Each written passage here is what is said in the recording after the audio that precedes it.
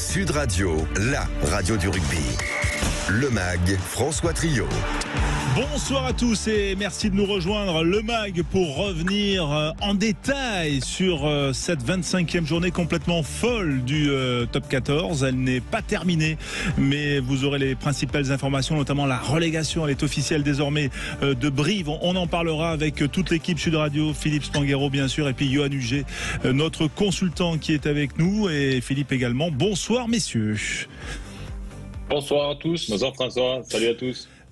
Alexandre Priam est bien sûr là parce que c'est vrai qu'on va aussi se diriger vers le match entre le Racing 92 et Toulon. Ce sera aussi important pour la qualification, le top 6. Ce sera notre grand match du soir bien sûr. Mais avant cela aussi, et avant de débriefer tout cela, eh bien Alexandre, il y a un jeu parce que nous faisons gagner sur Sud Radio, excusez du peu, un maillot d'Antoine Dupont. Dédicacé par Antoine Dupont. Tout à l'heure, Guy de Toulouse l'a remporté. Il y en a un autre en jeu maintenant, c'est le dernier de ce samedi. Pour jouer, c'est très simple, 0826 300 300, 0826 300 300, 5 centimes l'appel, vous appelez, vous gagnez votre maillot du Stade Toulousain dédicacé par Antoine Dupont. Et puis surtout, si vous êtes sélectionné du coup pour ce maillot, si vous remportez ce maillot, vous êtes aussi sélectionné pour le tirage au sort d'un moment extraordinaire. Ce sera donc le tirage au sort le 20 mai prochain pour rencontrer Antoine Dupont le 24 mai du côté d'Ernest-Vallon. Donc il faut être en mesure de pouvoir se déplacer à Toulouse pour rencontrer le meilleur joueur du monde. Appelez le 0826 300 300. Voilà, et Johan, attention, votre numéro, on le connaît. Hein, si vous appelez au standard, voilà, vous ne pourrez pas, Johan Huget, gagner le maillot d'Antoine Dupont. Hein, c'est sûr. Vous êtes chanceux, je vois ça. J'ai jamais eu de maillot d'Antoine Dupont, mais j'ai sa médaille. Il m'a offert sa médaille de la Coupe d'Europe. Ah, sympa. Voilà, votre grand copain et ancien coéquipier au Stade Toulousain. Voilà, le Stade Toulousain qui a perdu aujourd'hui en ouverture de cette 25e journée, 26-21 contre Perpignan. On va rappeler les autres résultats, ceux du multi. 4 matchs qui se jouaient et que l'on a vécu en direct dans le multiplex Sud Radio, avec notamment la victoire de Montpellier face à La Rochelle 42-31, la victoire de Bayonne sur le fil face à Clermont 21-18, la victoire de Castres à Brive 16-13. Voilà les brivistes condamnés, et puis les Bordelais qui l'ont emporté 28-0. On rappelle également que les féminines l'ont emporté 28-10 en quart de finale de l'étape du Seven, étape du circuit mondial. C'est du rugby à 7, donc discipline olympique, et donc elles joueront une demi-finale demain. C'est important. Voilà les garçons, c'est aux alentours de 20h03 dans 1 heure, et on le vivra aussi en direct sur Sud Radio. Messieurs, Johan, Philippe, Alexandre, on a envie de réagir tout de suite sur cette défaite de Brive à domicile face à Castres, 13-16. Johan, on avait repris espoir un peu pour ces brivistes la semaine dernière, victoire à Montpellier, et puis là ils ont un peu craqué aujourd'hui face aux Castrés. Hein. Effectivement, ils ont craqué. La pression était peut-être un peu trop grosse, mais l'histoire est quand même folle. C'est que c'est l'entraîneur qui a été limogé de Brive, Jeremy Davidson, qui s'impose avec sa nouvelle équipe Castres et qui fait descendre Brive. Donc c'est un clin d'œil. Je me suis dit quand même le sport et la vie en elle-même est assez folle. Mais après, on a senti des brivistes, voilà, ils ont commis pas mal de fautes individuelles et peut-être pris un peu par l'enjeu de ce match. Et oui, effectivement, Philippe, c'est, on va dire, on l'attendait peut-être un peu plus tôt, cette relégation, et c'est vrai qu'ils avaient un peu repris espoir, les brivistes, mais aujourd'hui, entre guillemets, on peut dire qu'ils sont passés à côté. Ouais, ils sont passés à côté, forcément, puisque c'est encore une défaite à domicile contre une équipe Castres qui est venue jouer quand même les arbitres jusqu'au bout, et ça, je crois qu'il faut le saluer. Ils n'ont pas faussé cette course au maintien, et c'est quand même aussi important de pas galvauder ce genre de match quand il y a autant d'enjeux en bas. Mais les brivistes, ouais, ils sont passés à côté, comme le disait Johan, beaucoup de scories individuelles. On a vu notamment pourtant, en fin de match, ils avaient, Philippe, hein. Mais ils ont tout tenté, senti, mais avec beaucoup de déchets, notamment sur ces actions en fin de match où ils avaient l'occasion de breaker.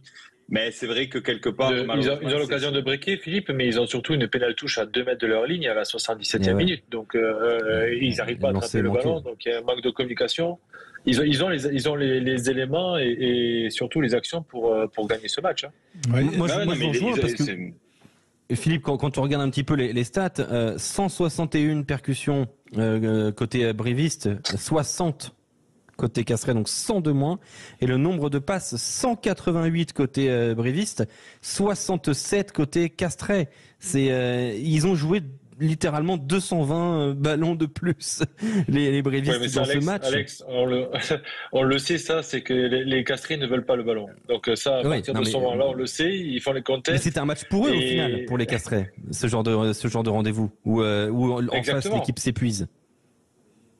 Après, en face, il y a quand même Jeremy Davinson qui les a entraînés. Il sait comment ils jouent, il sait leurs points forts, leurs points faibles. Donc, il sait exactement où il fallait appuyer, je pense.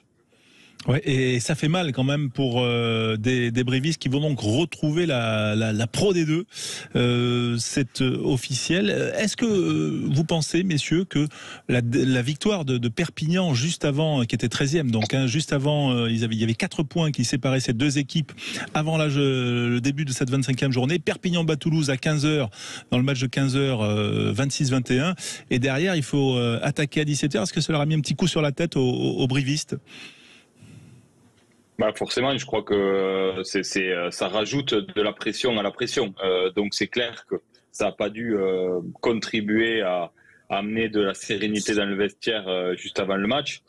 Mais après, de toute façon, quoi qu'il arrive, Brive s'était mis dans une situation dans laquelle cette équipe n'était pas maître de son destin. Donc à partir de là, tu es obligé de regarder tout ce qui se passe ailleurs, d'être dépendant de tous les résultats. Ça me fait penser un peu à la situation de Carcassonne en Pro D2. Et c'est vrai que dans ces conditions-là, ça devient compliqué et tu es sous stress permanent. Donc c'est vrai que malheureusement, cette victoire à Montpellier, du côté briviste, elle a rallumé la flamme, mais quelque part, ça a été un peu l'arbre qui cache la forêt, parce que globalement, c'est quand même cette équipe qui a décroché assez tôt. On a un championnat très dense. On voit que les équipes du bas de tableau se sont bien battues. On voit encore le match de Perpignan aujourd'hui, on y reviendra. Donc, quelque part, c'est vrai que c'est un peu cruel de voir les brivistes avoir fait ce match sorti de nulle part.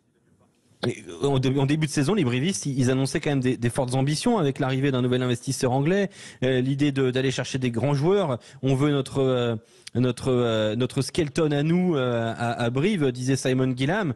Aujourd'hui, le résultat, c'est qu'au final, il va y avoir des joueurs de grand talent, parce qu'il y en a beaucoup dans cette équipe de Brive qui vont quitter le club probablement avec cette descente. On pense à Esteban Abadi, à Mathis Ferté. Faudra voir le cas Ross Moriarty, Rétif Marais aussi, qui est un joueur qui est assez visé. Bitou Niata. Voilà, il y en a beaucoup dans cette équipe de Brive qui pourraient quitter le navire et on peut le comprendre. Bien sûr, et c'est toujours des années de reconstruction qui sont très délicates à aborder, parce que l'ambition, forcément, quand on est un club de top 14 qui descend, c'est de remonter tout de suite, parce que se laisser prendre par le faux rythme de la Pro D2 après pour remonter, c'est très dur. Mais il y a ce sujet de la reconstruction d'un effectif dans l'urgence, avec une ossature de joueurs qui connaissent la Pro D2, parce que c'est pas tout à fait le même profil de joueurs.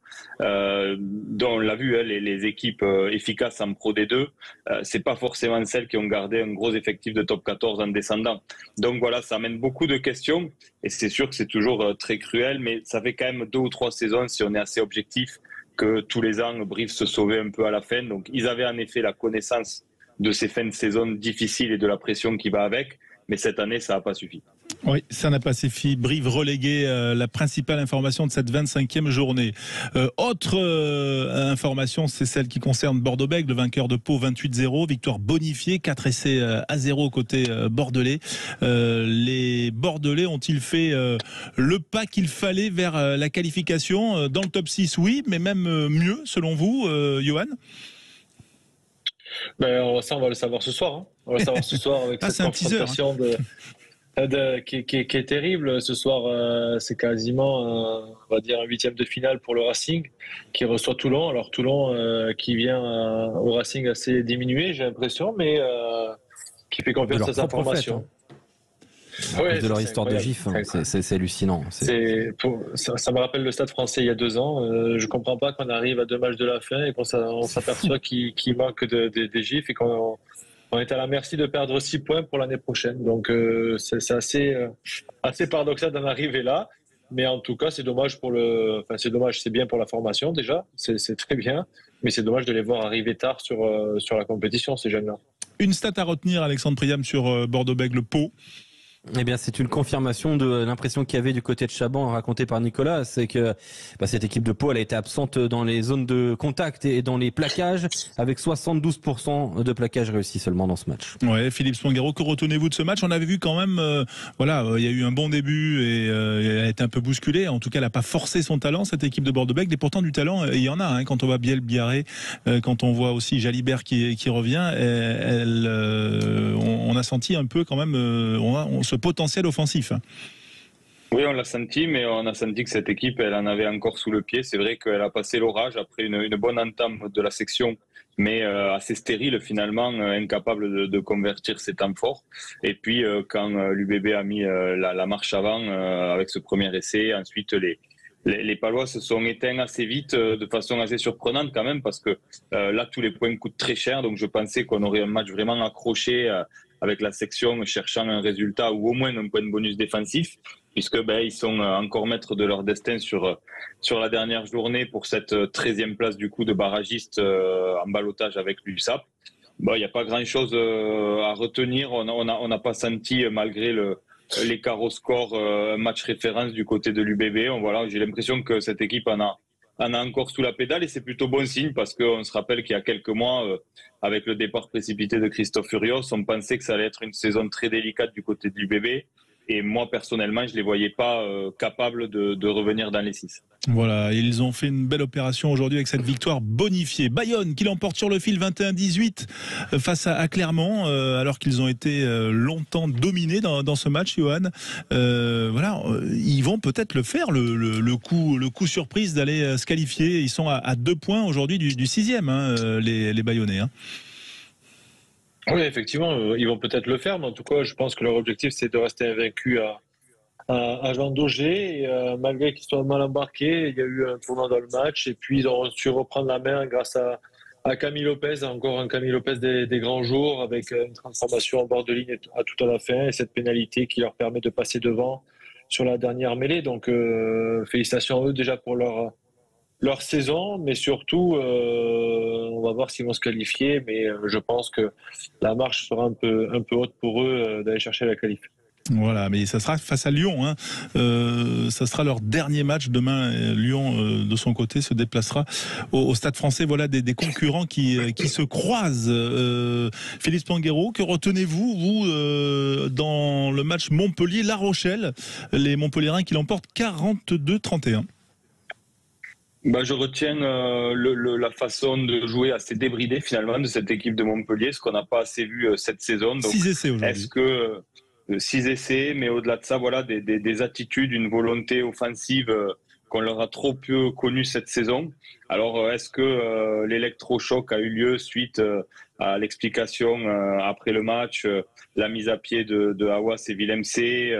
Voilà, c'est une période un peu de transition là qui s'amorçait du côté de Montpellier.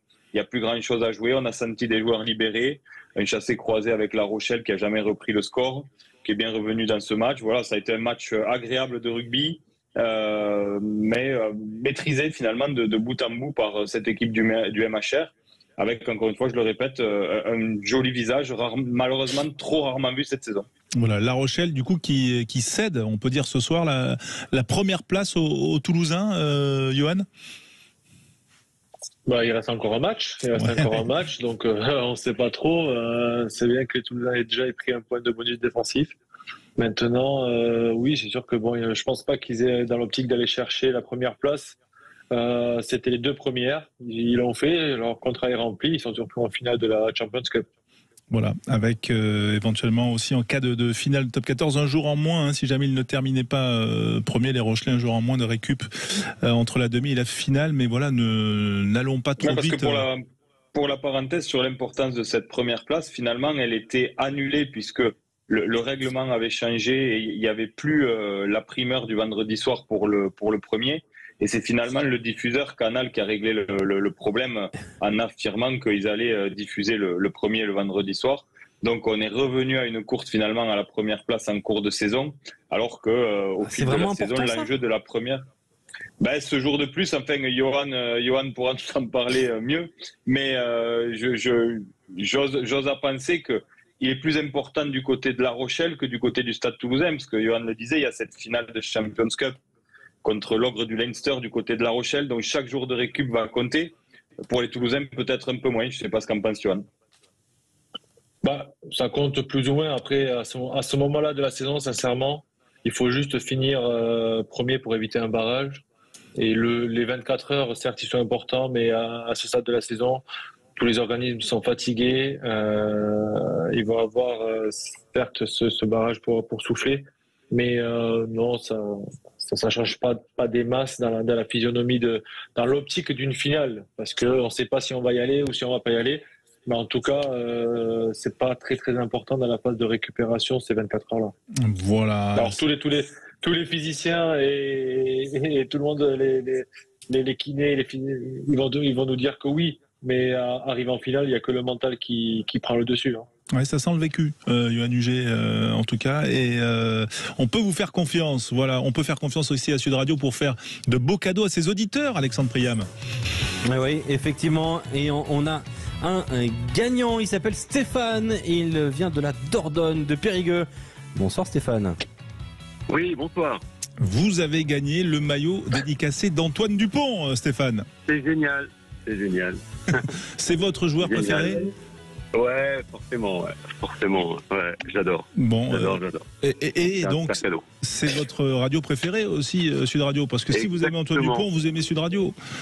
J'aime Antoine Dupont, j'aime Sud Radio, j'aime Toulouse et j'aime le Stade Toulousain, voilà. Le combiné total, là, le grand chelem. Bah oui. Comment vous la voyez cette fin de saison ? Tiens, pour les Toulousains, aujourd'hui, ils étaient un peu au repos, les stars, dont Antoine Dupont en déplacement à Perpignan, Toulouse, mais sans ces joueurs clés comme Antoine. Est-ce que vous les voyez aller au bout pour le top 14 ? Ouais, ils ont l'équipe pour. Après, il y a aussi des gros concurrents en face, La Rochelle notamment. Voilà, et puis on peut avoir des surprises. Hein. Voilà, avec l'UBB qui revient bien. Ouais. Voilà, mais j'y crois, il y a vraiment l'équipe pour. Et Stéphane, en plus du maillot dédicacé par Antoine Dupont, vous êtes aussi qualifié pour le tirage au sort qui aura lieu samedi prochain pour rencontrer Antoine Dupont à Ernest Vallon, quasiment en tête à tête, pour passer du temps avec lui. Le tirage au sort, c'est la semaine prochaine et ce serait pour le 24 mai. Alors là, ce serait la cerise sur le gâteau. Ah ouais, ça c'est certain. Je suis déjà très content, mais alors là, ce serait super. Forcément, ce serait le Graal. Bon, mais en tout cas, on vous félicite d'avoir joué avec nous et bravo pour ce beau cadeau et ce maillot dédicacé d'Antoine Dupont. On va se retrouver dans un instant.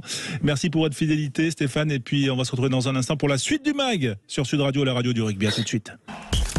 Sud Radio, la radio du rugby. Le MAG, François Trio. Le MAG, Sud Radio, la radio du rugby, avec vous les auditeurs Sud Radio passionnés bien sûr de rugby. On a vécu une belle 25e journée, c'est pas fini ce soir, 21h05, il y aura le match entre le Racing 92 et Toulon, décisif pour la course à la qualification. Voilà, Toulon sous pression après la victoire de l'UBB 28-0 face à Pau, on en a parlé. On a peu parlé, mais on va y revenir sur la victoire de Perpignan aujourd'hui, messieurs. Perpignan face à Toulouse, Johan Huget, Philippe Spanghero, Alexandre Priam, match qui a ouvert notre après-midi. Voilà, Perpignan, on a senti quand même cet instinct de survie, Johan, pour rester dans la course au maintien, rester à cette 13e place synonyme de barrage. Bien sûr, ils avaient leur destin entre leurs mains, ils ont livré une belle bataille face à des Toulousains, mais c'est surtout dans les 10 premières minutes, ils n'ont rien lâché. Un manque de réalisme un peu des Toulousains à l'approche de la ligne durant ces 10 premières minutes où il y a des en avant, un essai refusé, et ils repartent avec 3 points, et puis quelques fautes en défense de la part des Toulousains qui ont permis de mettre cette équipe qui n'avait pas besoin, mais perpignanaise dans l'avancée, et surtout d'être toujours devant au score durant tout le match. Est-ce que ça veut dire, Philippe, côté catalan, qu'il y a quand même un socle qui permet, si on se projette sur ce barrage de maintien face aux finalistes de la Pro D2, d'avoir quand même un temps d'avance ? Oui, je crois. Je crois que cette saison, les Catalans ne méritent pas sincèrement de descendre. On les a vus quand même assez souverains à domicile. Ils ont été assez incapables, contrairement à d'autres équipes, notamment la section paloise. C'est peut-être ce qui fera la différence à la fin, d'aller faire des coups à l'extérieur. Pour toi, Pau mérite plus de descendre que Perpignan. Non, non, c'est pas ce que je dis, puisque justement, Pau a été capable d'aller faire ses coups à l'extérieur, à La Rochelle, à Bayonne, ce qu'a pas été capable de faire Perpignan. Perpignan, ils ont juste annulé face à Brive la défaite à domicile en allant gagner à Brive. Mais c'est vrai qu'ils ont été un peu moins précis et efficaces à l'extérieur. Mais malgré tout, on les voit quand même assez souverains à domicile, avec beaucoup de caractère. Là, aujourd'hui, ils ont fait le match qu'il fallait faire contre cette équipe toulousaine remaniée, mais qui avait quand même de l'allure. On les a vus quand même assez dominateurs devant, des Toulousains en difficulté à mêler fermé. Comme le dit Johan, hyper réaliste après avoir pris la foudre pendant une grosse dizaine de minutes à l'entame par les Toulousains, mais qui ont manqué de réalisme. Et là, tout de suite, il y a la 50-22, il y a la pénale touche, il y a l'essai, un deuxième essai en suivant. Et puis les Toulousains ont couru après le score.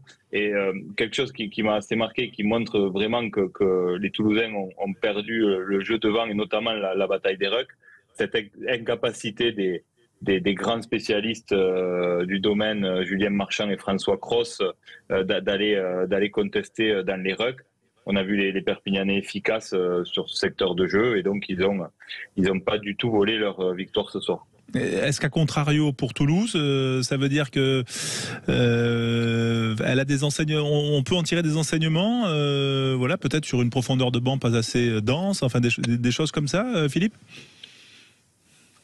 Non, honnêtement, je crois qu'il n'y a pas beaucoup d'enseignements à tirer de ce match. C'est vrai que l'année dernière, le Stade Toulousain avait chuté beaucoup plus lourdement à Perpignan. C'est toujours un déplacement compliqué. Voilà, il y a des joueurs qui ont peut-être été un ton en dessous, qu'on attendait au-dessus, notamment certains joueurs devant, hein, puisque je le répète, les Toulousains ont été vraiment chahutés aujourd'hui. Après, voilà, moi je retiens plutôt dans le positif côté toulousain, c'est Ramos, voilà, l'épaisseur qu'a pris Ramos, cette gagne, cette capacité à prendre de leadership, cette efficacité aussi en numéro 10 ou à l'arrière. Donc, il y a aussi quelques certitudes côté toulousain.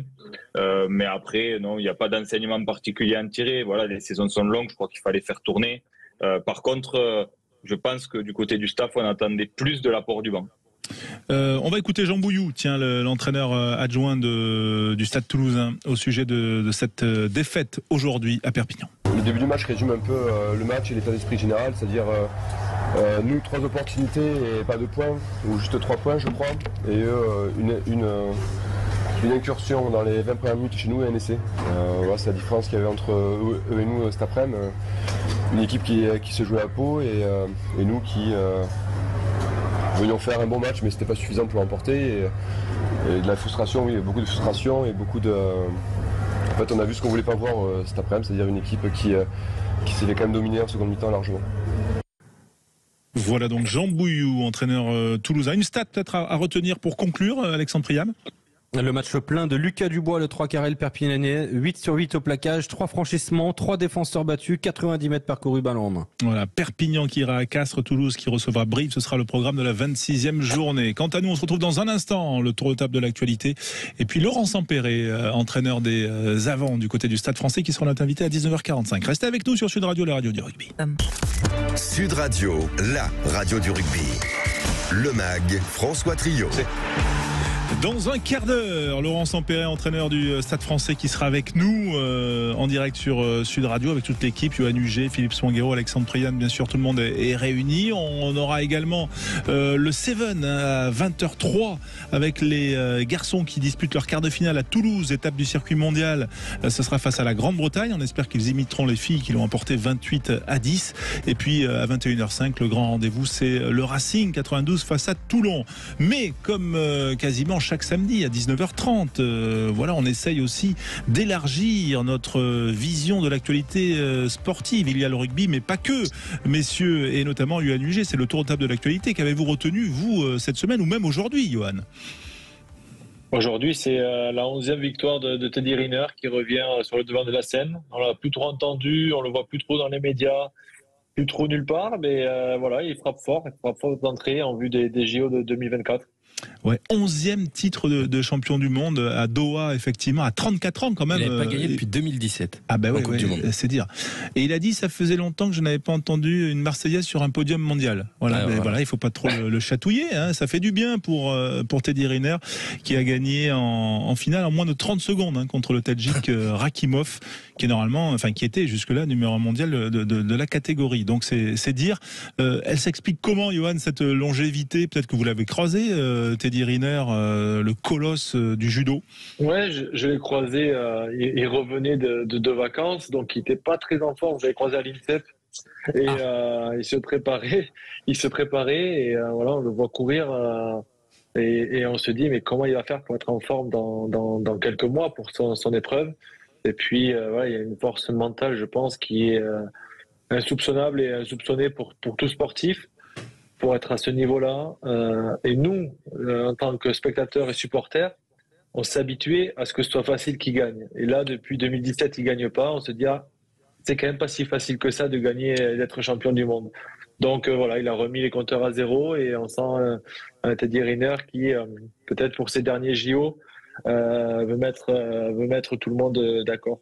Ouais, c'est sûr qu'il a un peu banalisé la première place, les médailles d'or. Voilà, on a l'impression que c'est facile. Or, bon, effectivement, c'est quand même un authentique exploit. Philippe Spanghero, vous aussi, vous voulez mettre en lumière un combattant. Vous voulez parler de boxe, vous, Philippe?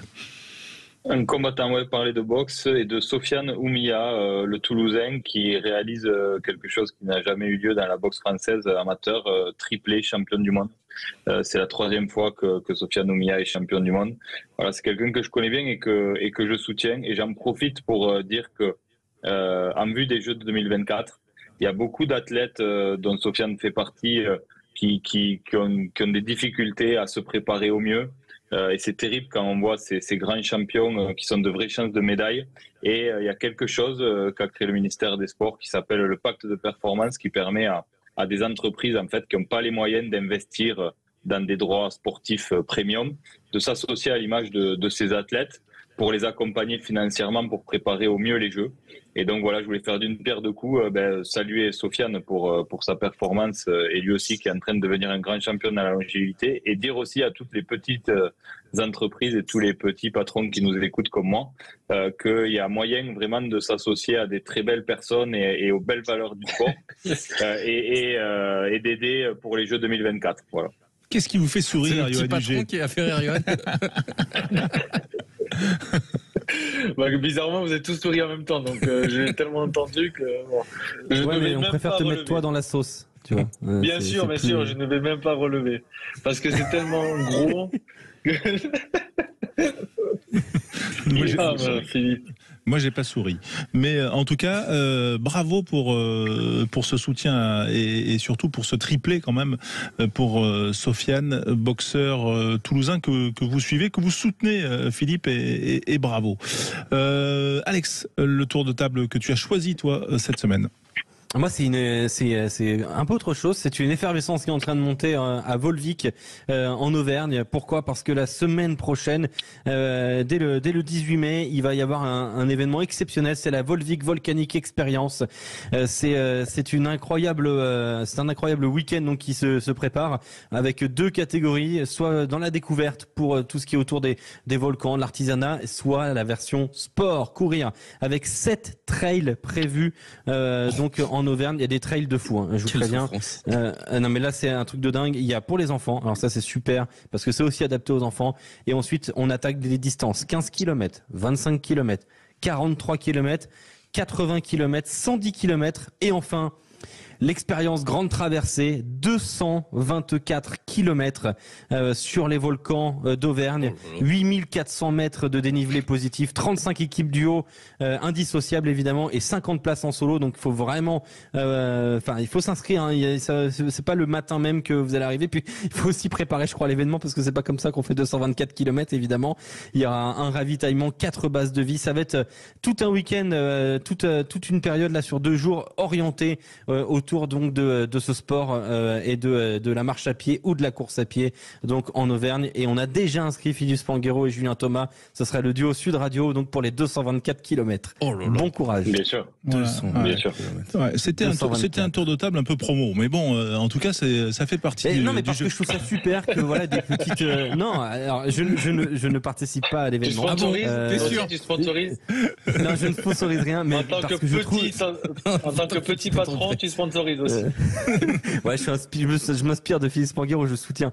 Non, plus sérieusement, je trouve que c'est cool que voilà des petites villes lancent des immenses événements comme ça et quand on est aussi audacieux pour proposer une course de 224 km, je trouve ça génial. Voilà. Ouais, c'est vrai que c'est. Tu t'es fait offrir une palette de bouteilles d'eau Volvic. Ah, pas t'en vouloir, hein. C'est bien qu'il boit pas d'eau, hein. Il boit pas d'eau, lui. Ouais, j'ai peut-être eu un 50 centilitres, mais bon. Ouais. Mais rien, une petite gourde. Voilà, une rien. gourde. Quentin, est-ce que tu as un tour de table? Tu vas vraiment le faire, Philippe. Hein, ça va te détendre un peu là. Moi, je vais souligner la nouvelle performance XXL de LeBron James cette nuit en NBA, qui a éliminé le vainqueur de la saison dernière à Golden State, les Lakers, qui vont donc aller en finale de conférence après un succès 122-101 cette nuit avec LeBron à 30 points, 9 rebonds, 9 passes. Donc à 38 ans, il est toujours au-dessus de la mêlée et c'est assez admirable. Ouais, il arrive toujours 3 ou 4 heures avant le match pour faire c'est 1 heure ou 2 heures de shoot. Et c'est vraiment une de l'être humain, je trouve. Ouais, mais bon, voilà. Mais en tout cas, ça fonctionne. Donc là, finale de conférence, ça veut dire demi-finale du championnat, quoi. C'est ça, exactement. Exactement. C'est la finale de leur groupe. Ils vont retrouver la finale de l'autre côté pour savoir qui est champion NBA. François, pourquoi c'est très difficile de jouer Denver? Tiens, petite question quiz. Pourquoi Denver est l'endroit le plus difficile à jouer en NBA? Parce que c'est en altitude. Exactement, François. 1600 mètres d'altitude. Tu prends pour qui les Rocheuses? J'ai fait quand même, j'ai voyagé, j'ai fait de la géo. Non, mais attention. Voilà, je fais un quiz pour te mettre en valeur. Moi, tu sais, c'est juste ça l'idée. On avait répété. Ouais, Philippe, pardon. Oui, Philippe. J'avais une autre réponse, c'est parce que c'est là où il y a le dernier dinosaure. Oui, Denver, le dernier dinosaure, oui, j'ai. Ça, je l'ai pas. Le dessin animé, c'est un dessin animé. Non, mais moi, Denver, le dernier dinosaure. Moi, j'ai lu que des livres, donc j'ai jamais regardé de dessin animé. Bon, revenons quand même aux choses sérieuses. C'est le tour de table de l'actualité. Toute l'équipe Sud Radio du MAC, bien sûr. Voilà, dans quelques minutes, Laurent Sampéré qui sera avec nous. On vivra également le quart de finale des garçons en Seven à Toulouse. Et puis, on aura aussi Pierre Brousset qui sera avec nous, l'un des 2 arbitres français retenus pour la Coupe du Monde 2023. Voilà, la sélection est tombée. On n'a que deux Français, mais en tout cas Pierre Brousset qui vivra sa première Coupe du Monde. Il sera avec nous à peu près dans une demi-heure en direct sur l'antenne de Sud Radio. Moi, mon tour de table, parce que personne me demande mon avis, mais moi mon tour de table, c'est Jean-Michel Aulas. Voilà, Jean-Michel Aulas, parce qu'aujourd'hui il a encore soulevé un trophée, le 35e Coupe de France féminine remportée face au Paris Saint-Germain 2-1. Et voilà, après 36 ans, après un peu on va dire une éviction, ou en tout cas on lui a gentiment montré la sortie avec 10 millions, vu qu'il avait avec pas mal de il a bien réussi économiquement. Ouais. mais en tout cas, moi je voulais saluer aussi ça parce que c'est quelqu'un qui a été assez innovant sur le foot féminin et qui a pris tout ça en main, et de terminer sur une victoire, je trouve ça plutôt pas mal. 10e Coupe de France féminine pour l'OL.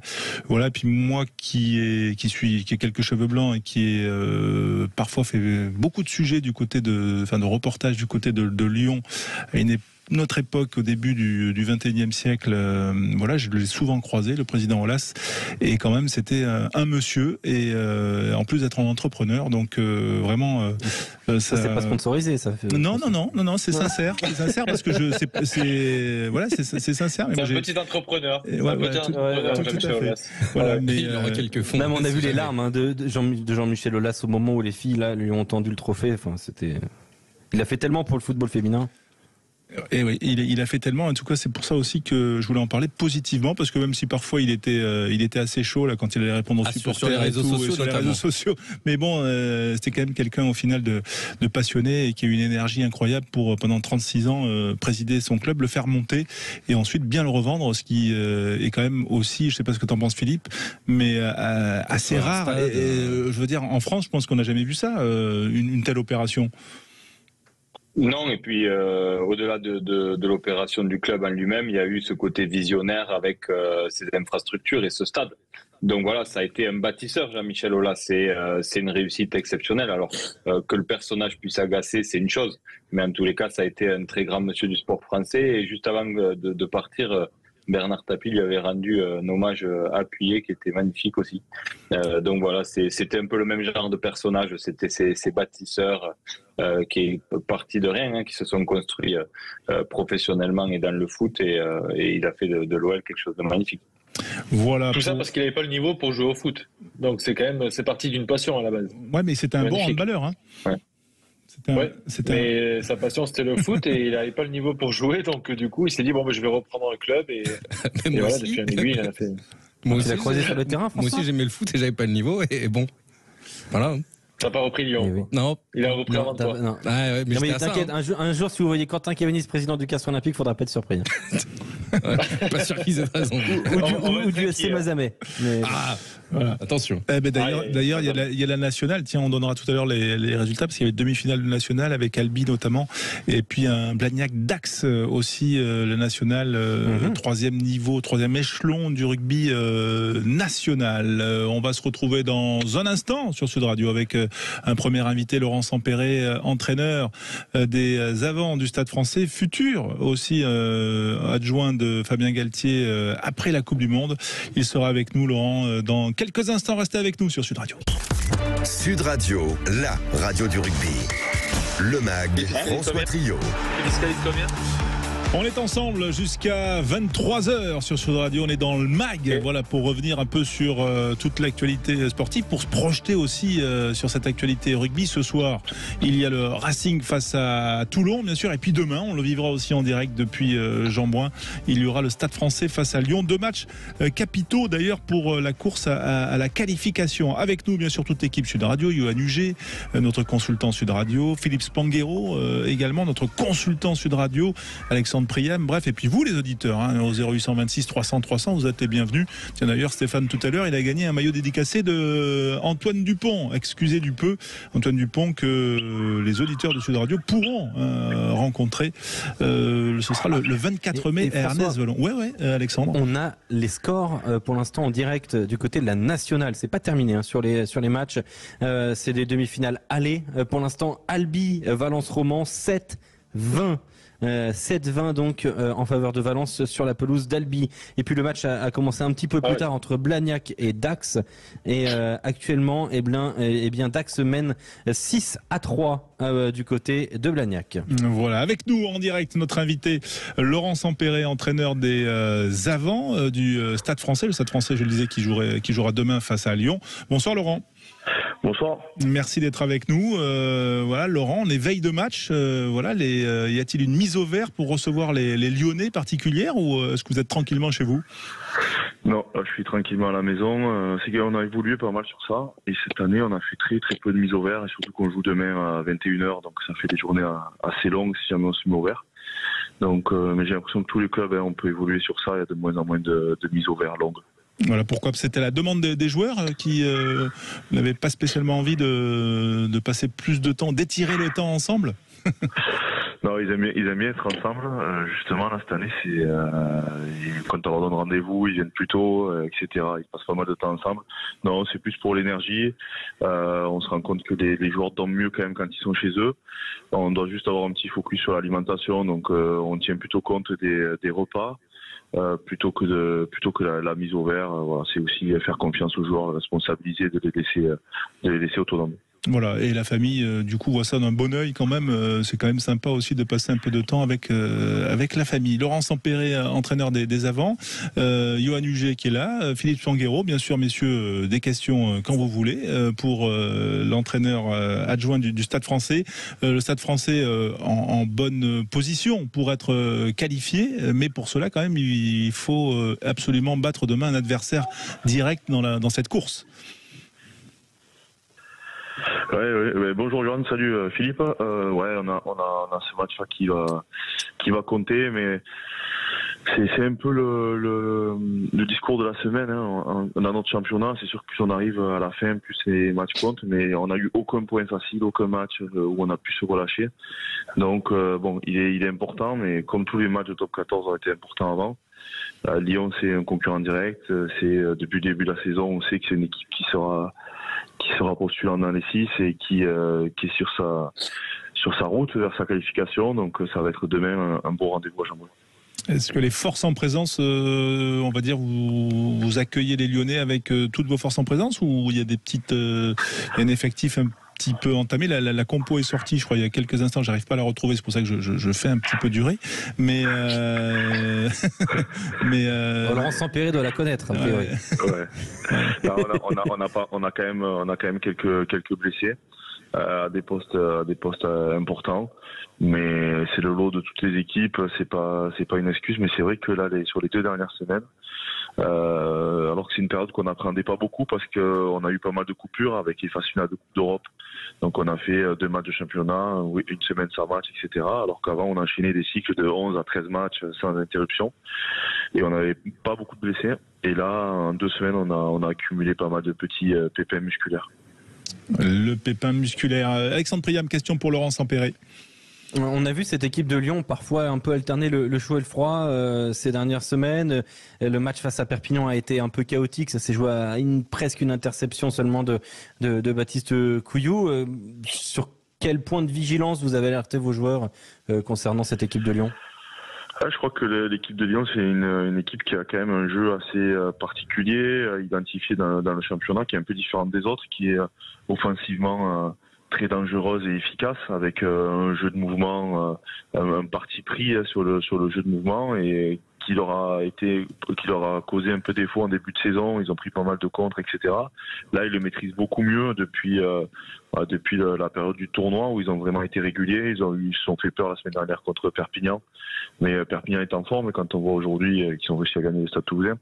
Donc c'est une grosse équipe du Loup qui avait réussi à nous éliminer en challenge européen il y a un mois, en 8e de finale. Donc bon, c'était à Jean-Bouin d'ailleurs, si ma mémoire. C'était à Jean-Bouin, exactement. Donc c'est une équipe qui est redoutable, qui est un peu à l'opposé de nous parce qu'on joue pas on a un jeu qui est différent du leur. Et donc ça va être un affrontement de style demain. Question de Philippe Spanghero. Ouais, salut Laurent. Alors cette saison du côté du Stade Français, pour nous les observateurs, on trouve qu'il y a quand même une vraie âme dans l'équipe, quelque chose qui s'est passé par rapport à la saison dernière, une volonté des joueurs d'écrire leur histoire, plus d'autonomie, de leadership. Alors c'est un peu surprenant parce que l'équipe n'a pas énormément changé. Il y a l'arrivée de Morgan Parra certainement qui a apporté d'expérience, de sérénité dans le vestiaire. Mais d'abord, est-ce qu'on a la bonne vision de l'extérieur sur cette âme et ce collectif particulier cette saison? Et si oui, tu l'expliques comment? Salut Philippe. Tu sais, t'es bien placé pour le savoir. Souvent, il y a un équilibre dans un groupe et on avait quelques leaders en sommeil les saisons précédentes, des joueurs très importants mais qui étaient un peu écrasés par peut-être des historiques ou des habitudes de vestiaire.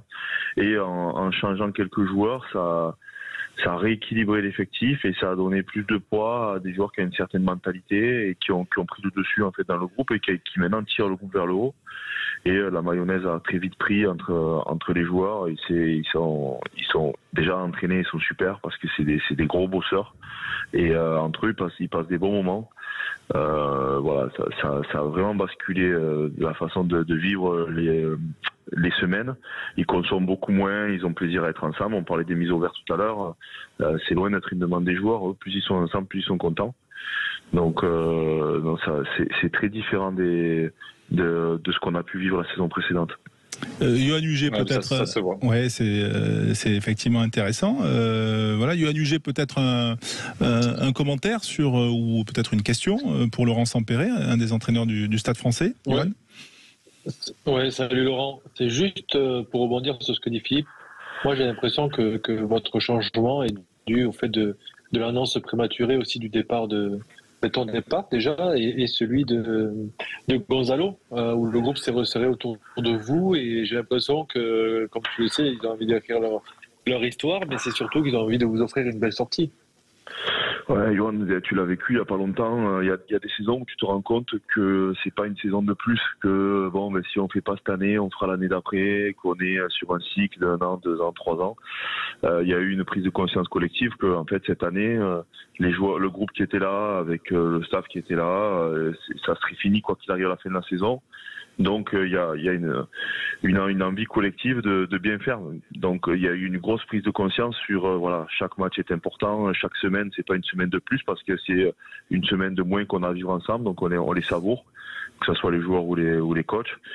Et donc ça peut-être ça a sûrement participé, mais c'est un ensemble de choses. Et puis c'est avant tout les joueurs, hein. C'est des joueurs qui sont performants. Bien sûr. Donc, je sais pas, votre histoire cette année, elle fait penser un peu à celle de, alors même si c'est pas la même, de 2015 un peu, tu sais, où voilà, vous allez finir pour quelqu'un ou pour un groupe, en tout cas pour votre groupe qui vit actuellement. Je suis venu vous voir contre le Stade Toulousain et voilà, vous avez cette équipe, même dans les moments durs, vous avez rien lâché, vous étiez une vraie solidarité, quoi. Ouais, ça a développé ça. Ça a développé ça. Il y a des moments où on était capable de lâcher. Tu l'as souvent vécu contre nous. Où quand c'était dur, on avait peut-être pas cette résilience. Là, les mecs, ils lâchent rien, quoi. Mais ils lâchent rien dans les matchs, mais ils lâchent rien la semaine. Tu fais un entraînement où tu te dis l'intensité. T'es plutôt obligé de dire aux mecs de se calmer parce que dessus il y a de l'intensité. Donc c'est un groupe de morts de faim qui a vraiment envie de laisser une trace. Donc pour le moment c'est bien parti. Maintenant il y a les matchs qui comptent qui se présentent. Voilà, Lyon, ce sera bien sûr lors de la 25e journée demain. Et puis ensuite, il y aura un déplacement à La Rochelle pour clôturer le championnat le 28 mai. Alexandre Priam, question pour Laurent Sampéré. En cours de saison, il y a Peñassi d'Akuaka qui est arrivé. Vous l'avez très rapidement prolongé. Après, on comprend pourquoi. Il est assez redoutable sur les terrains. Comment vous avez déjà trouvé ce joueur? Il me semble que c'était en Australie ou au Fidji, hein, je sais pas. Et comment s'est passé ces premières semaines quand il est arrivé dans votre club? Est-ce que vous êtes rapidement dit, oulala, là il y a une bombe, quoi. Il y a un joueur assez extraordinaire qui vient d'arriver. Ouais, pour Peñassi, c'est un joueur qui a été repéré par Christophe Mounier. C'est un peu son fils fidjien. Donc ils n'ont pas du tout les mêmes caractéristiques. Non, c'est sûr.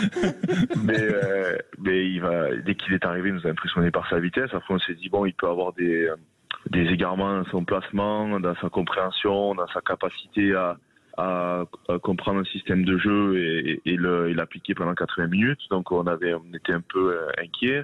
Et puis il nous a rassurés au fur et à mesure des semaines. Et chaque opportunité qu'il a eue, il les a prises jusqu'à s'imposer dans l'équipe. Là, ça fait maintenant, je pense, 5 ou 6 matchs affilés où il va commencer. Il nous donne, pour finir les actions, c'est un facteur X, il va hyper vite. On avait déjà quelques armes qu'on pouvait utiliser dans ce secteur-là. On avait besoin de quelqu'un sur l'extérieur capable de pouvoir finir les actions avec beaucoup de vitesse. Il peut créer le danger. Donc, il nous fait du bien, effectivement. 12 joueurs demain commencent le match et sont de nationalité française. Alors j'imagine que ça doit peser dans les gifs. Vous êtes en retard sur ce sujet ou c'est des choix tactiques là? Non, pas du tout. Je pense qu'on a pratiquement 19 gifs de moyenne sur la saison. C'est un gros problème qu'on avait la saison précédente. On a travaillé beaucoup sur l'effectif pour avoir plus de gifles et pas être en train de compter sur les feuilles de match. On n'y pense même plus au moment de faire la composition. C'est plus du tout un sujet. On a beaucoup plus de joueurs gifles et peut-être aussi ça y joue aussi peut-être un peu aussi dans cet esprit plus collectif parce que la communication est plus facile. Les réunions sont moins longues parce qu'il y a moins besoin de traduire. Mais on n'a pas du tout c'est pas du tout un problème le nombre de gifs.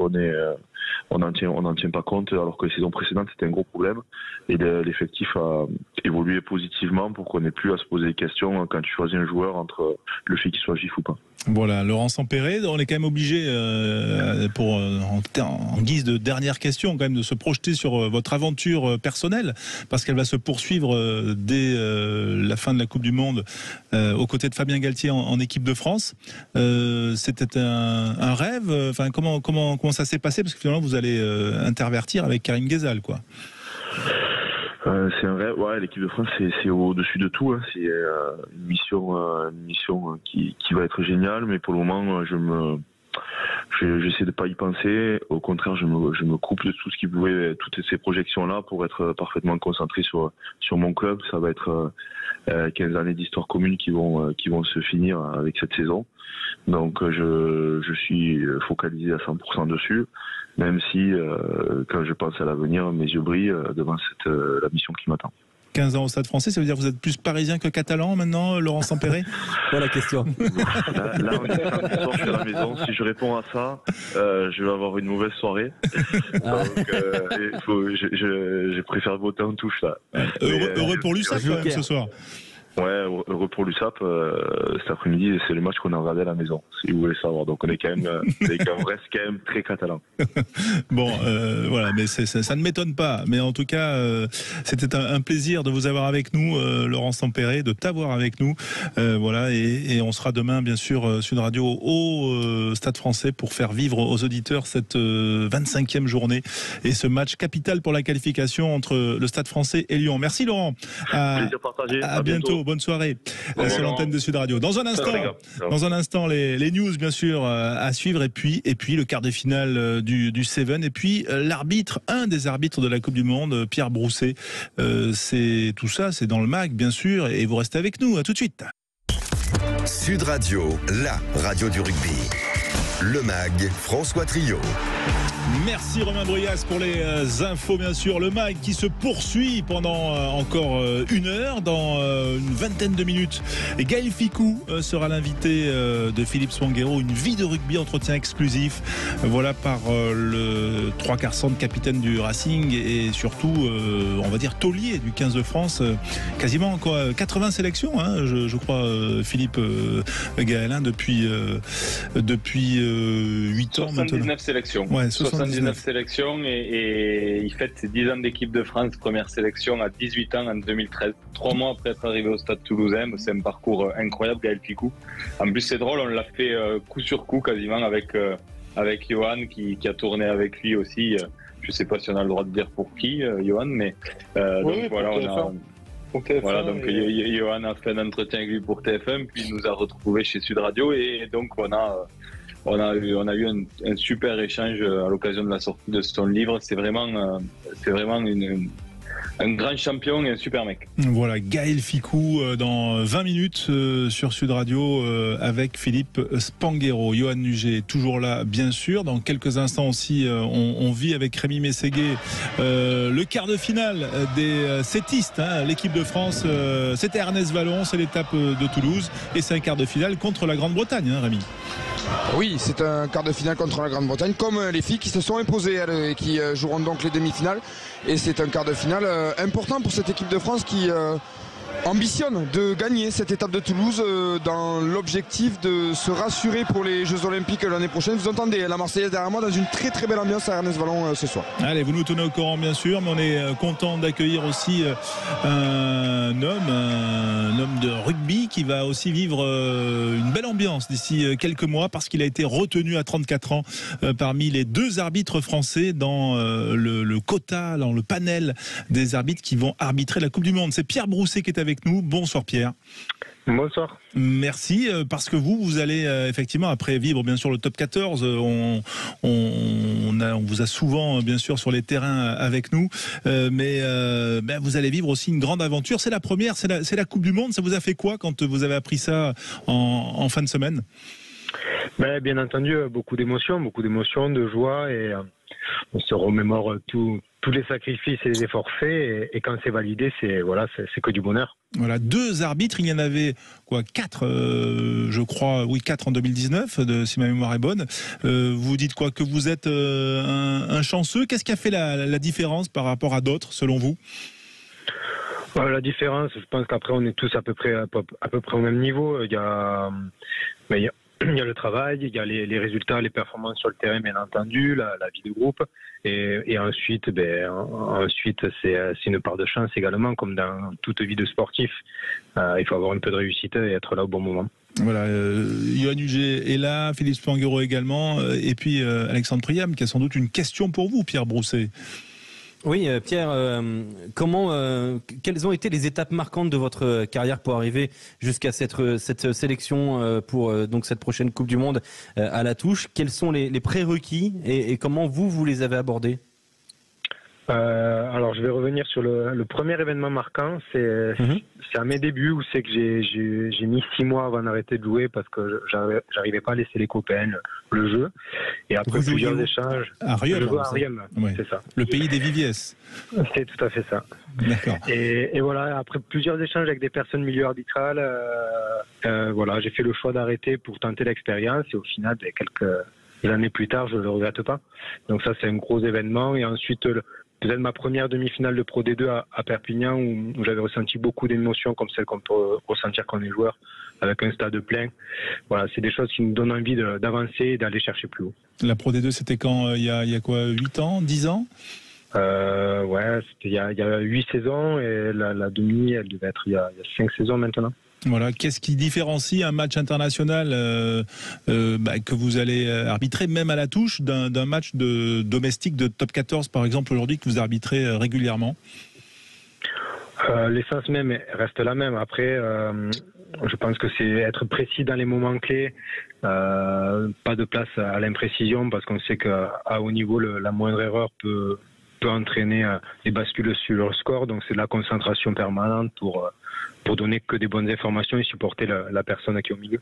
Philippe Spanghero, Yoann Huget, Pierre Brousset est là. Yoann, jamais de problème avec Pierre sur le terrain? Tiens, parfois il y a des petits échanges entre joueurs et arbitres.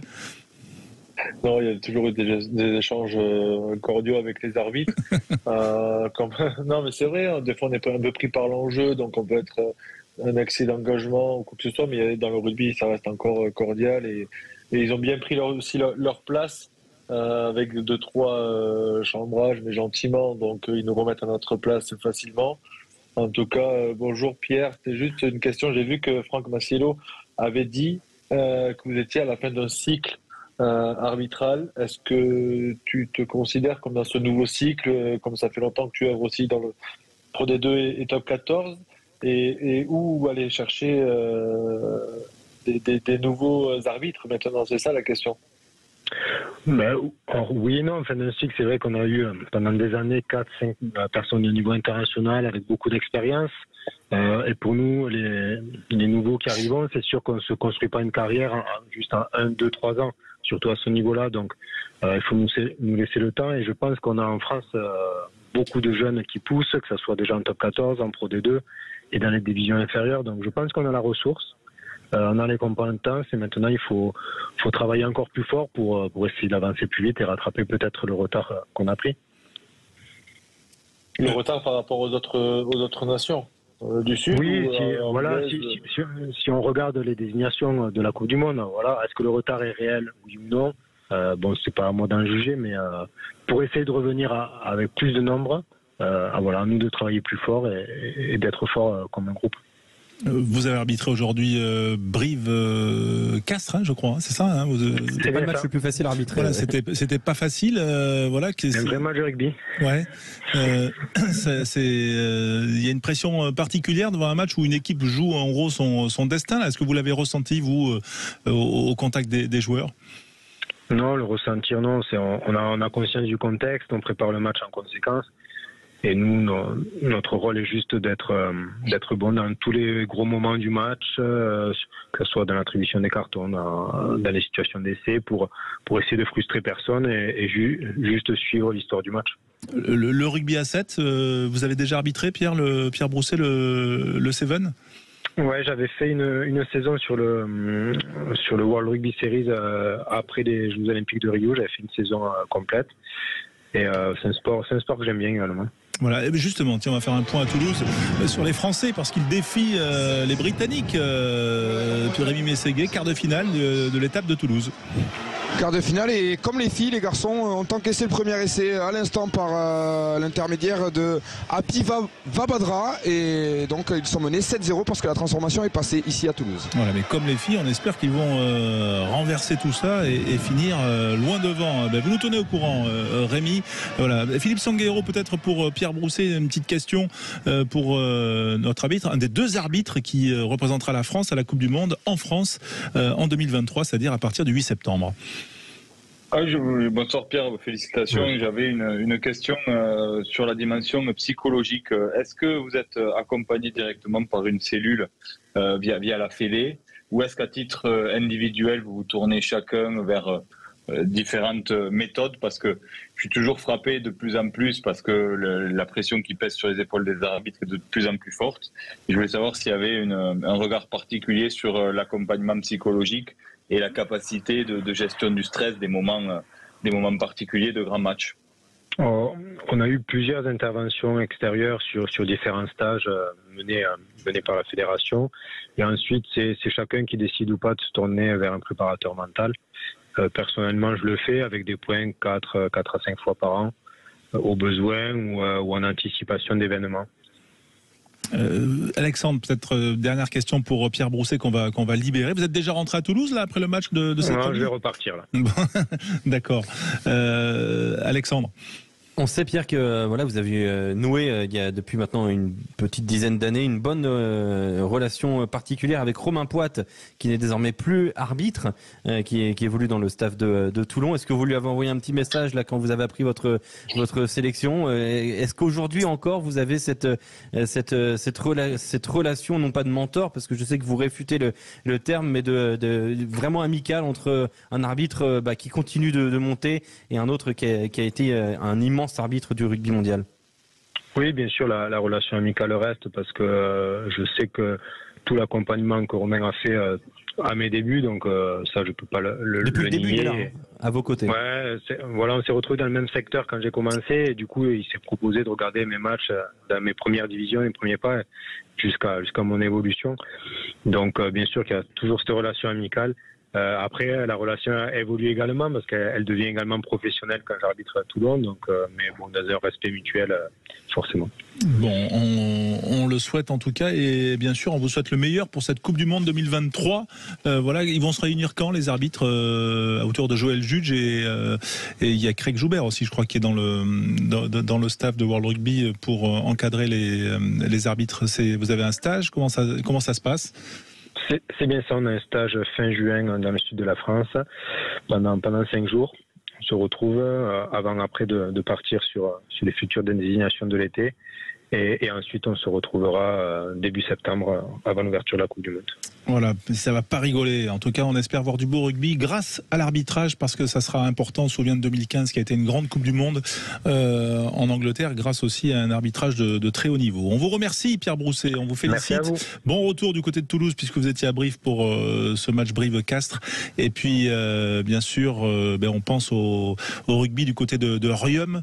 Voilà, club formateur et club très ancré dans la culture rugby autour de Toulouse. On va parler dans un instant de Pro D2 avec Julien Tastet, l'un des entraîneurs de Mont-de-Marsan. Mais avant cela, petit tour du côté d'Ernest Vallon, le 7, le quart de finale France-Grande-Bretagne, Rémi Mességuet. Oui, François, du 7 et 7-7, parce que les Français ont égalisé sur la sirène, et grâce à un essai de Jordan Sefo. Par contre, ce sont les joueurs britanniques là qui ont le ballon pour ce début de deuxième mi-temps, et attention aux Français de ne pas trop subir la domination pour l'instant des hommes de l'île de Grande-Bretagne. Voilà, c'est combien de temps il reste? Il reste 6 minutes, ça a repris depuis 1 minute exactement ici à Ernest Vallon. Les Français sont un petit peu plus empruntés que lors de leur match des phases de poule. Voilà, UNUG, vous avez le 7, c'est pas toujours évident de concilier 15 et 7. C'était un sport ou une discipline que vous avez testé, aimé? J'ai testé, j'ai pas aimé, parce que ça demande beaucoup d'efforts. Ça demande beaucoup d'efforts, mais j'adore regarder. Là, je suis en train de regarder ce que font nos Français, mais je trouve ça admirable de cette répétition de tâches à haut niveau, de changement de rythme. Voilà, je trouve que c'est félicitations à eux, parce que c'est c'est du rugby, mais dans l'effort qu'ils produisent, ils sont tout le temps lactiques, quoi. C'est incroyable. En gros, ils sont tout le temps dans le rouge, quoi, d'une certaine manière. On va tout de suite à fond, donc et tout le temps. Ouais, c'est ça. C'est que il faut, même pour attraper un mec, il faut faire 20 mètres pour le rattraper. Enfin, tout est dans le dur. Pendant 2 fois 7 minutes, on est dans le dur. Voilà, le score, Rémi. Toujours 7 partout, mais par contre il y a un carton jaune pour les Anglais là, pour les joueurs de Grande-Bretagne sur une action, un plaquage, un en avant volontaire. Donc les Britanniques qui seront 1 de moins, 6 contre 7, et les Français qui ont peut-être une occasion d'essai là avec Jonathan Logel qui va feinter, crochet intérieur, sortir les bras pour Riva. Joachim Troabal qui a un duel à jouer sur un Joachim Troabal, il est passé, il va lui manquer 2 mètres. Joachim Troabal, les Français qui sont vraiment bien en place là à 5 mètres de la ligne, et il y aura une pénalité une nouvelle fois contre les Britanniques. Allez, on le vit bien sûr avec vous en fil rouge. Et un deuxième carton jaune. Eh ben voilà, on n'est pas mécontent, non, je rigole. Voilà, c'est 7 partout bien sûr. Philippe Spanghero, je crois qu'il faut que je vous libère quelques minutes parce qu'on va vous retrouver dans à peu près une dizaine de minutes avec Gaël Ficou. Et voilà, on se retrouve très vite sur l'antenne de Sud Radio, mais on peut pas faire plus vite que 10 minutes. En tout cas, merci d'avoir été avec nous depuis 19h pour le MAG. On va parler de... Toujours un plaisir, messieurs. Bonne fin d'émission. À tout à l'heure, Philippe. Salut. On va parler de Pro D2, Alexandre, maintenant. Exactement, de Pro D2 avec Julien Tastet, entraîneur de Mont-de-Marsan, le Stade Montois Rugby qui s'est fait un peu peur hier en fin de match, mais qui s'est qualifié quand même pour les demi-finales. Les barrages qui avaient commencé jeudi soir avec la victoire de Vannes à Nevers, et hier Mont-de-Marsan a battu Agen 37-24. Mont-de-Marsan qui ira donc à Grenoble et Vannes ira à Oyonnax. Bonsoir Julien. Bonsoir messieurs. Merci d'être avec nous en direct sur Sud Radio, Julien Tastet. Il y a une forme de logique quand même dans ces affiches de demi-finale. Est-ce que tu le perçois comme ça, toi ? Je sais pas trop. Je suis pas sûr que beaucoup de gens auraient parié sur la victoire de Vannes à Nevers. En tout cas, je crois que voilà, ça a été très serré jusqu'à la fin pour déterminer les équipes qui allaient recevoir, que ce soit les demi-finales ou les barrages. Donc ça montre quand même que c'est un championnat relevé, excitant, et en tout cas on est très content de s'être sortis de ce piège à Genève qui nous avait pas très bien réussi durant la saison, pour aller jouer cette demi-finale à Grenoble. Ouais, c'est vrai qu'il y a toujours une histoire particulière entre Agen et Mont-de-Marsan, et souvent d'ailleurs Mont-de-Marsan et Agen se tirent la bourre, et il y a souvent des surprises. Là, la logique a été respectée. Vous avez fini 3e de la saison régulière et vous allez aller chez le second. On est d'accord, c'est à Grenoble. Hein, Oui. C'est à Grenoble, c'est Oyonnax Vannes. Voilà. L'autre demi-finale, tu l'as dit, Alexandre, mais je le répète. Julien, on y va comment à Grenoble? avec l'objectif d'envoyer du jeu, de se dire qu'on n'a rien à perdre, ou au contraire avec un plan très précis? Écoute, au vu des derniers matchs, on a envie il y a un mois, on est allé chez eux et on a été devant pendant 60 minutes, et on s'est un peu écroulé sur les 10 dernières minutes. Donc voilà, on sait à quoi s'attendre là-bas. Je pense que dans un stade des Alpes qui sera rempli avec 20 000 personnes. Non, c'est une équipe qui est très physique, qui s'appuie sur des joueurs, notamment devant, qui sont très denses, qui mettent leur équipe dans l'avancée. Donc déjà, ça va être un gros défi défensivement. Après, au vu des qualités qu'on a, notamment derrière, avec les joueurs qu'on a, notamment sur les ailes, oui, on va tout faire pour essayer de mettre du mouvement dans notre jeu, de prendre des initiatives et faire en sorte de proposer le plus de mouvements. Pour nous, la saison est quand même réussie.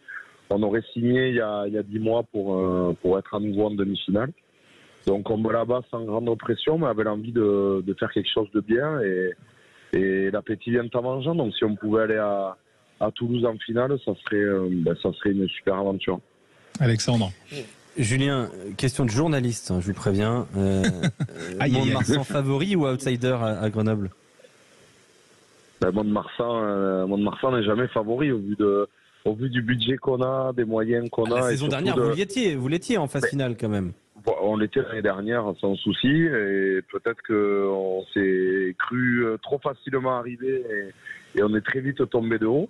Et là, on va chez le second. On a été 3e cette année, donc on y va avec beaucoup d'humilité. On sait que Grenoble a les structures, a le budget, est beaucoup plus près que nous pour aller au niveau supérieur.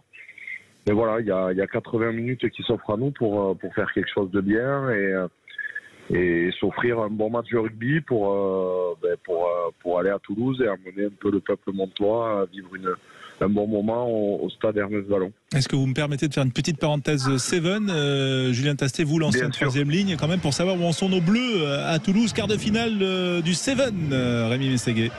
C'est très très chaud François parce que là il y avait 12-7 et les Anglais viennent de marquer un essai en coin. 12-12 avant la transformation, elle va compter très très cher, elle va partir et elle va passer à gauche, donc 12 partout et on devrait peut-être assister, il reste 5 secondes à jouer, donc il pourrait y avoir une prolongation ici à Toulouse. La durée de la prolongation, Rémi, sur le... C'est Golden Score, c'est le premier qui marque, il a gagné. Bon, on va suivre ça bien sûr. Julien, le 7, forcément ça vous a intéressé et ça vous intéresse toujours? Ça m'intéresse toujours, j'y ai joué il y a une période, on avait une très belle équipe. On était parti en Géorgie avec Thibault Lassalle, Arnaud Mignardi, représenter l'équipe de France. Donc c'est un sport qui m'a toujours plu. Mais voilà, je le regarde vraiment attentivement, même si aujourd'hui et depuis de longues années, j'ai pas trop les moyens d'y jouer parce que comme l'a dit Johan, c'est en effet un autre sport que le rugby à 15, quand on voit la répétition des efforts, des tâches, c'est vraiment des athlètes. Mais en tout cas, c'est un rugby de mouvement qui est hyper plaisant à regarder en tout cas. Et la Pro D2 est un long marathon, quand même, Julien Tastet. Il a fallu quand même se relever de cette finale lourdement perdue l'année dernière quand même. C'est en ça que vous disiez que c'est déjà un exploit d'être en demi? Ben oui, c'est un exploit parce que on a repris la saison du coup le 15 juillet, je crois. On s'est retrouvés le 15 août, on attaquait le championnat, donc avec peu de préparation. On avait peur que les joueurs n'aient pas évacué cette fin de saison-là. Et en fait, au contraire, ils se sont très vite remobilisés pour à nouveau vivre une belle aventure entre eux. Et la chance qu'on a, c'est qu'on a un groupe qui est magnifique et qui avait envie d'à nouveau se créer de beaux souvenirs. Et ce qu'ils ont fait, on a connu une saison avec des hauts et des bas, mais on a eu la capacité à aller chercher cette demi-finale, et ce qui nous permet toujours de rêver. En tout cas, voilà, on a envie de faire perdurer cette saison parce qu'on passe vraiment des bons moments ensemble. On a la chance d'avoir une très belle entente entre les joueurs, le staff, et quand c'est comme ça, on a envie que ça dure le plus longtemps possible. Julien, juste aux nouvelles des blessés, on a vu hier la sortie de Michael Faleafa. Est-ce que ça va pour lui? Il me semble aussi que Jean-Luc Innocent était sorti de façon un peu prématurée. Est-ce que vous avez des nouvelles à nous donner? Bon, alors pour Mike Faleafa, c'était des crampes, donc s'il rate ce week-end, ça ira mieux lundi. Et pour Jean-Luc Innocent, c'est pour les Français. Juste, je vous dis ça. Hein. Ouais, mais on va y venir. On va y venir. Allez, juste Rémi, on vit ça en direct, bien sûr. Merci, Johan. Ouais, merci, Johan. L'essai français de Varian Pasquet qui qualifie l'équipe de France pour les demi-finales. Aujourd'hui, c'était la Grande-Bretagne en quart de finale pour les deux équipes. Et demain, ce sera la Nouvelle-Zélande pour les équipes de France, que ce soit les féminines ou les masculines. Demain matin, demi-finale du tournoi de Toulouse. En tout cas, l'objectif est quasiment atteint pour les deux équipes sur ce tournoi. Vous dites matin, donc c'est la programmation est déjà donnée? Autour de 9h30 pour les féminines et autour de 11h pour les garçons. Eh ben voilà, on espère que la nuit sera bonne. En tout cas, la mission est remplie. Ils sont dans le dernier carré, autant les filles que les garçons dans cette étape de Toulouse. Chapeau à eux, surtout au Golden Score face à la Grande-Bretagne. Mais il faudra retrouver les Néo-Zélandais et les Néo-Zélandaises. Voilà, réaction Johan, tiens, sur la performance des Français. Sur la performance des Français, oui, ils nous font plaisir depuis le début. On attend un beau tournoi de leur part parce qu'ils sont prometteurs depuis le début et il faut que ça soit concrétisé par gagner un tournoi, et c'est ce que j'espère qu'ils vont faire dès ce week-end, mais je voulais parler un peu à Julien s'il est encore là, donc je ne sais pas s'il est encore là, mais s'il est parti. Il est toujours là, il est toujours là. Je t'écoute, l'ancien. L'ancien, on est là. C'est toi le patron de Mont-de-Marsan, donc je ne sais pas quand est-ce que tu vas te présenter aux élections, mais en tout cas j'espère que tu seras le prochain maire de cette ville qui t'appartient. Mais je voulais juste savoir par rapport à ce qui s'est passé l'année dernière, et c'est vrai que peut-être une désillusion ou pas par rapport à vos ambitions. Mais est-ce que, je sais que vous avez mis en place, tu sais, Koh-Lanta, tout ça à chaque match, est-ce que vous avez prévu de changer un peu cette philosophie qui vous anime pour préparer ces phases finales, quoi? Bah écoute, on est revenu à des choses beaucoup plus simples. C'est vrai que l'année dernière, pour casser un peu la routine, parce que c'est quand même un championnat qui est long, il y a 30 matchs, on était parti sur des thématiques par bloc. Et cette année, on l'a pas fait parce qu'on n'a pas eu trop le temps non plus durant l'intersaison de le préparer, parce que ça demande quand même aussi pas mal d'investissement pour le staff de tout mettre en place. Voilà, je pense qu'on s'est nourri aussi peut-être des erreurs un peu qu'on a eu fait l'année dernière. Je pense qu'à un moment donné, on s'est peut-être cru trop facilement arriver. Donc on y va avec beaucoup d'humilité. Donc on est resté dans la simplicité et dans la normalité. Donc voilà, pour préparer les matchs qui arrivent. Donc voilà. rien de prévu pour les phases finales. Non, rien de prévu. Rien de prévu. Après, le groupe en interne est assez la connerie pour se faire eux-mêmes des thèmes. Donc écoute, on les laisse faire et ça nous va très bien comme ça, que ça marche aussi. Et qu'ils soient bons sur le terrain. Voilà, c'est surtout ça. Nous, c'est quand même primordial. Il y a le départ annoncé de Rémi Thalès, c'est ce que annonçait Canal+ la semaine dernière en direction de La Rochelle. Est-ce que vous allez rester au Stade Montois? Et si oui, est-ce qu'il va vous manquer vraiment, Rémi Thalès? Vous pouvez tout nous dire, hein, on parle vrai sur Sud Radio. Bien sûr, non, mais déjà le départ de Rémi, je suis quand même hyper heureux pour lui, parce que c'est quand même une super aventure qu'il attend. Après, avec Rémi, on est très liés de par nos familles qui sont très proches, donc on se connaît depuis qu'on est tout petit. Et c'est vrai que ces 3 dernières saisons en tant qu'entraîneur nous ont encore plus rapprochés. Donc bien sûr que j'ai un petit pincement au cœur de le voir me quitter. Parce que c'est quelqu'un dont je suis très proche et avec qui on a vécu quand même de très belles aventures. Et ensuite, voilà, on était en contrat jusqu'en 2024, donc on sait que dans ce métier, tout peut aller vite dans un sens comme dans l'autre. On verra bien d'ici un an où j'en suis. Eh ben, on vous souhaite. À La Rochelle. Je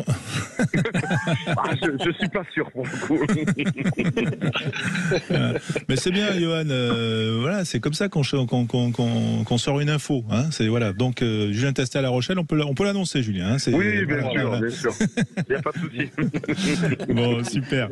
Merci en tout cas d'avoir été avec nous en direct. Allez, et puis bien sûr, on vivra vos demi-finales. Ça sera samedi 20 mai, samedi prochain, sur l'antenne de Sud Radio, Yonax Vannes, Grenoble, Mont-de-Marsan. Alexandre sera là, bien sûr, pour nous faire vibrer au son de la Pro D2. Merci Julien, à bientôt et bonne semaine de préparation. Merci à vous. Ciao. Allez, Johan, on va te remercier également d'avoir été avec nous tout au long de nous avoir même alerté quand même sur cette qualification du Seven. Mais premier sur l'info. Voilà, premier sur l'info. Ma passion a repris le dessus quand ils ont marqué, j'ai failli crier, donc je voulais la partager avec vous. C'est sympa et c'est tout à fait. Toutes mes plates excuses. Mais non, au contraire, c'est ça la radio et c'est ça Sud Radio. Bien sûr, on parle vrai, on parle surtout quand il se passe des choses et t'as bien fait d'intervenir. Merci Johan. En tout cas, on se retrouve très vite sur le mag et puis on retrouve surtout un de tes potes, Gaël Ficou, qui est avec Philippe Sanguero. C'est une vie de rugby.